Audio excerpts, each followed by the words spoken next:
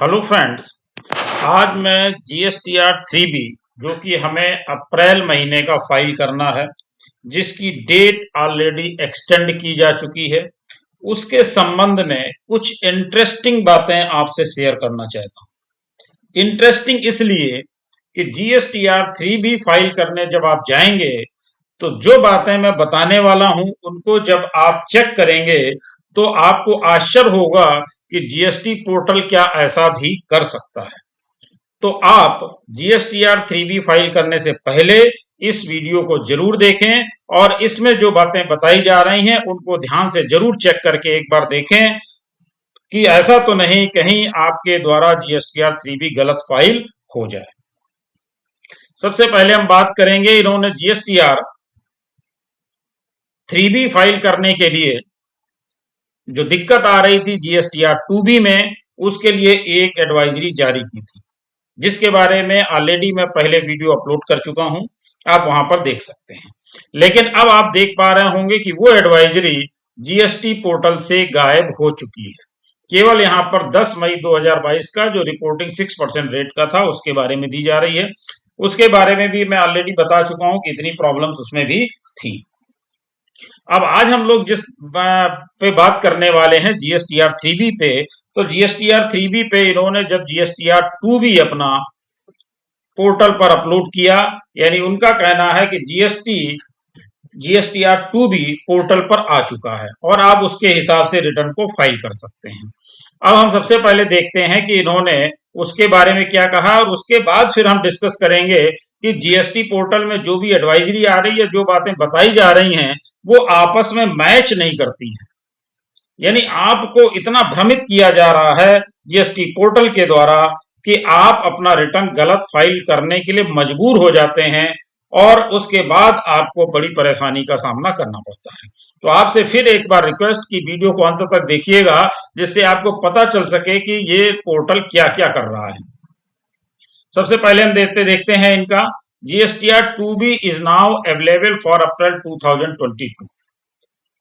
It may be noted that the input tax credit ITC gets auto-populated in GSTR 3B from GSTR 2B only if the taxpayer has not saved any data in GSTR 3B for the tax period.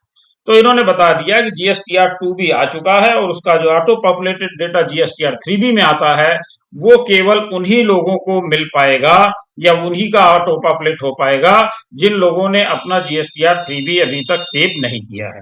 जिन लोगों ने save कर दिया है उनको वो data वहां पर reflect नहीं करेगा। चलिए दूसरी बात करते हैं। The auto population of ITC in GSTR 3B will not happen for those taxpayers who have already saved data in GSTR 3B. In such cases, the taxpayer has to input the ITC data in table 4 of GSTR 3B.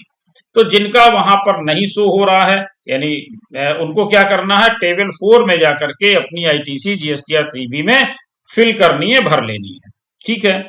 इसके बाद की बात करते हैं। These taxpayers are advised to view the system generated PDF of GSTR 3B where ITC figures would be available in table 4. ITC can also be seen on mouse over of the respective fields of the GSTR 3B. तो इन्होंने बता दिया कि ऐसा है कि अगर आपका GSTR 3B वहां पर नहीं शो हो रहा है तो आपको करना क्या है, जो auto populated system generated GSTR 3B है उसको आप डाउनलोड कर लीजिए और उसमें आप आईटीसी अपनी चेक कर सकते हैं। दूसरा तरीका इन्होंने क्या बताया कि जब आप टेबल 4 में जाएंगे तो वहां पर अगर कर्सर को यानी माउस को लेकर के जाएंगे तो वहां पर क्योंकि फील्ड डेटा तो नहीं दिख रहा है कि आईटीसी कितनी यहां पर है, लेकिन जब आप वहां पर अपना माउस लेकर के जाएंगे, कर्सर को लेकर जाएंगे, तो वहां पर वो रिफ्लेक्ट करेगा कि इतना अमाउंट आईटीसी में है। यहां तक तो सारी बातें ठीक लग रही हैं। अब इसके बाद समस्या यहीं से शुरू होती है। समस्या क्या शुरू होती है, जब हम अपना जीएसटीआर 2A खोलते हैं, फिर जीएसटीआर 2B खोलते हैं और फिर जीएसटीआर 3B। जब हम जीएसटीआर 2A देखते हैं तो वहां का डेटा जीएसटीआर 2B से मैच नहीं करता और जो जीएसटीआर 2B का डेटा है वो जीएसटीआर 3B से मैच नहीं करता।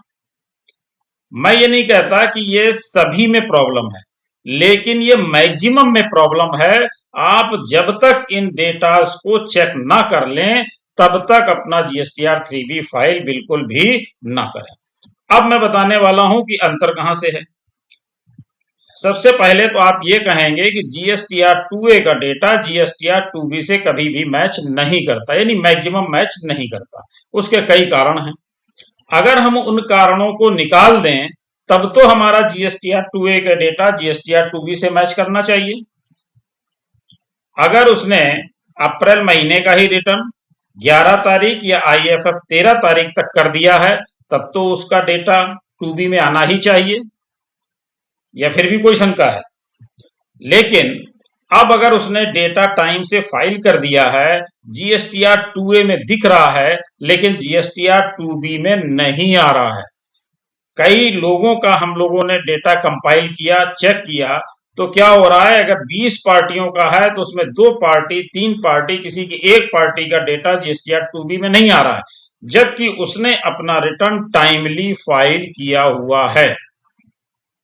और उसके अलावा और अच्छी बात ये समझिए कि GSTR 2A में दिख रहा है और वहां से पता भी लग रहा है कि वो टाइम से फाइल किया गया है, उसके बावजूद भी GSTR 2B में वो नहीं आ रहा है। अच्छा, 2B में नहीं आ रहा है तो GSTR हमारे 3B में भी वो नहीं आ रहा है। लेकिन अब हमें करना क्या है? देखिए, हम अपना डेटा पोर्टल पर बिल्कुल भी भरोसा ना करते हुए अपना डेटा प्रॉपरली चेक करें, GSTR 2A को भी और GSTR 2B को भी। अब मैं 2A और 2B दोनों की बात क्यों कर रहा हूं?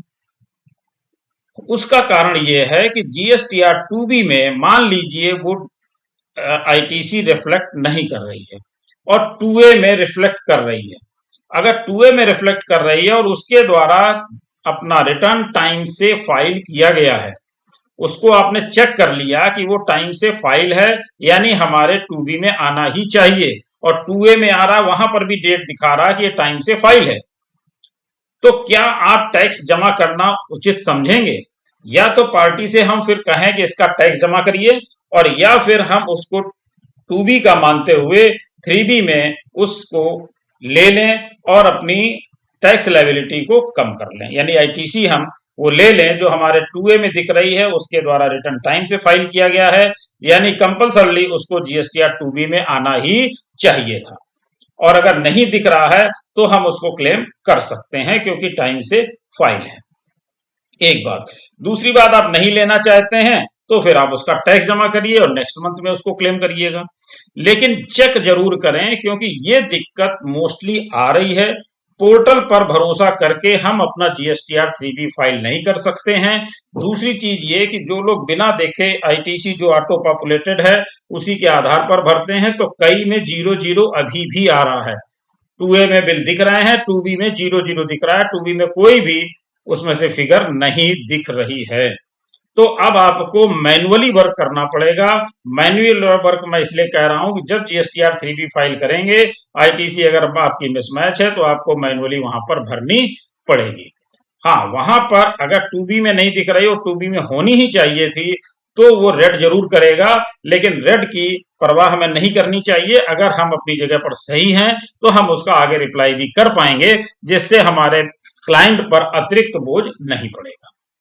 लेकिन आपके लिए मेरी पर्सनल सलाह यह है कि आप GSTR 2A, GSTR 2B और GSTR 3B का ऑटो पॉपुलेटेड डेटा जरूर चेक करें, गलती ना करें, क्योंकि उसमें जो भी फिगर्स आ रही हैं वो अभी भरोसे लायक मुझे नहीं लगती हैं, क्योंकि बहुत सारे लोगों के कमेंट्स आए, बहुत सारे लोगों के फोन आए, बहुत सारे लोगों ने अपना डेटा भी भेजा है साथ में ID पासवर्ड के साथ कि देखिए सर इसमें ये दिक्कत आ रही है, और हम लोगों ने उसको कंपाइल भी किया, चेक भी किया, तो इस तरह की दिक्कतें ऑलरेडी हैं। जो बात उन्होंने यहां पर बता दी कि GSTR 2B is now available for अप्रैल 2022, तो डेटा तो अवेलेबल उन्होंने करा दिया, लेकिन प्रॉब्लम्स अभी भी सॉल्व नहीं हुई। मुझे लगता है GST पोर्टल को वर्कआउट करने की जरूरत है। अभी उन लोगों ने हमें परेशान किया GSTR 4 में, उसके बाद 4 परेशान किया GSTR 1 में, और अब हमारी समस्या GSTR 3B में भी शुरू हो गई है। यूं कहें तो 2B और 3B दोनों की हमारी समस्या हो गई है। तो मेरी आपसे रिक्वेस्ट है कि अगर आपको ठीक लगे तो जो मैंने बताया उसके हिसाब से करें, और नहीं तो अपने हिसाब से विचार करके करें, लेकिन उसको चेक जरूर कर लें। Thank you.